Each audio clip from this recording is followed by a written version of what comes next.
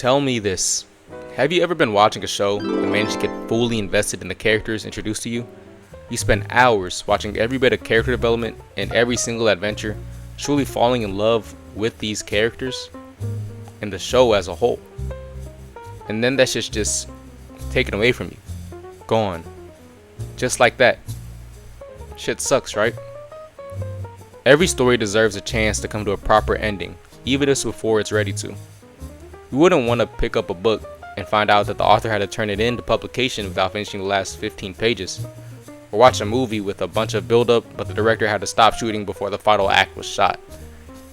The crazy thing is that happens to so many good shows, and they are never given a chance to grow into something great, or at least conclude what they had given us. This video was mainly made because they recently canceled Papa's House, a sitcom starring both Damon Wayans and Damon Wayans Jr., after one season. And I'm not saying that this was the best sitcom currently on television or anything like that. Hell, it's not even the best sitcom on its network. But the show was good enough to where you could see where the show was headed and how it could grow. But all we were left with was a cliffhanger that left audiences yearning. This happens way too much though, and I wanted to go through all the shows that I feel like were ended way too soon.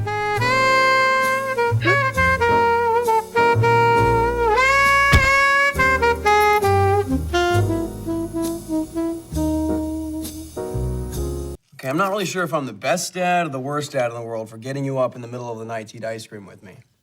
The best. Oh, what do you know? You're all hopped up on sugar. At the end of the series, the show leaves off with Danny proposing to Riley after she gives birth, Ben finding his dream girl, and Tucker landing his dream job. While not technically a cliffhanger, because the creator had written the finale as a potential series ender, the show still had enough story that could have been resolved in a more satisfying way, like how I Met Your Mother ended. What? Well, we don't count that last episode, but, up until when he finds the mother. When he finds the mother, they get married and have the kids. That's how that show ends, okay? That's how that show ends. All the years are all to come. I love you better. Ayo, Jay, wake up, dog! I've made a video about this show previously, but it still can't be stated how much more this show deserved. The show was canceled mainly because of the cost of the animation, but the show left a lot of open-ended questions even with a conclusion to some arcs. There was plenty to be explored in Jake and Rose's relationship once she discovered her memories, as well as plenty more of the magical world to be seen after the erasure of the Hunts clan and defeat of the Dark Dragon.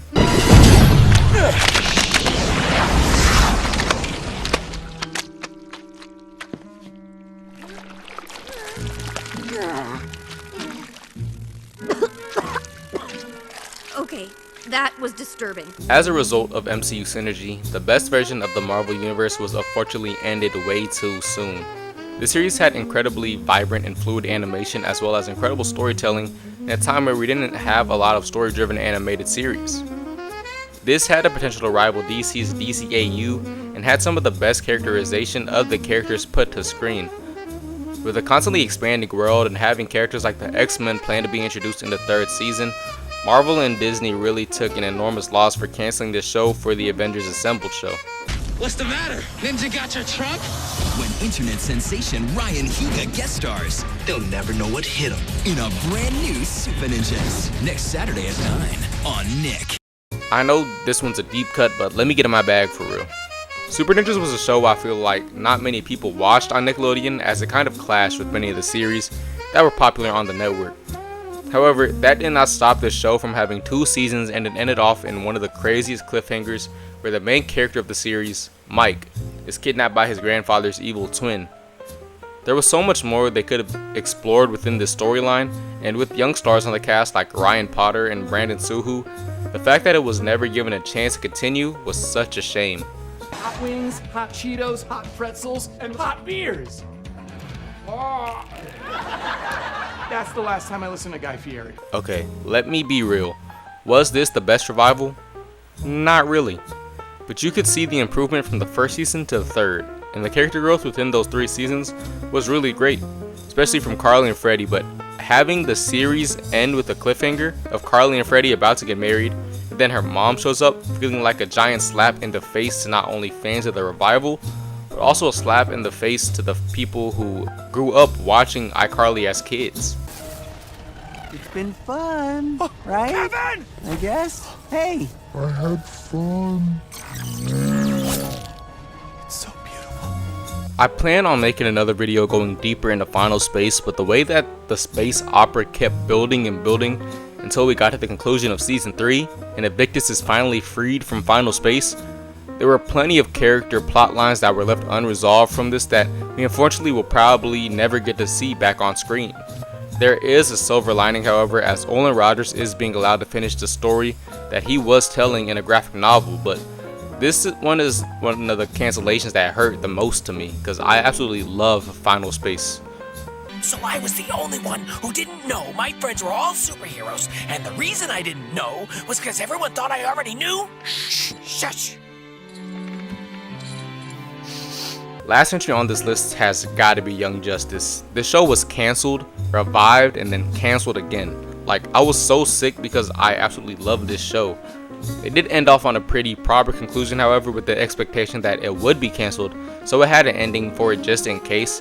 But there was a tease at the end for Supergirl, and I was still waiting patiently for the return of Wally. So this is a show that I definitely do not think will come back no matter how much I wanted to. Just because how the new DCU was set up, it wouldn't make sense to have the show returning again with the various ties and animated series that they have planned to the main DCU storyline and timeline.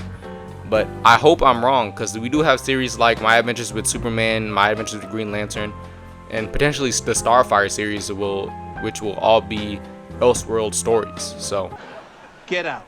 And Catherine can't be there. Fine. I'll let myself out.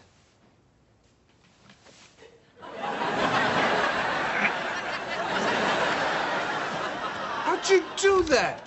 look, I'm not saying that every show deserves to have numerous seasons and end on its own terms, but there are a lot of really good shows that just unfortunately get the short end of the stick.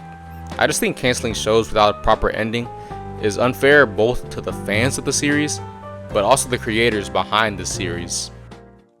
Thanks again for watching this video. If you wouldn't mind, please like and subscribe to the channel for future uploads. If you liked what I said in this video, then tap into an episode of my podcast, Tendencies, wherever you happen to find podcasts. I'm Jay Reese, and I'll see you next time.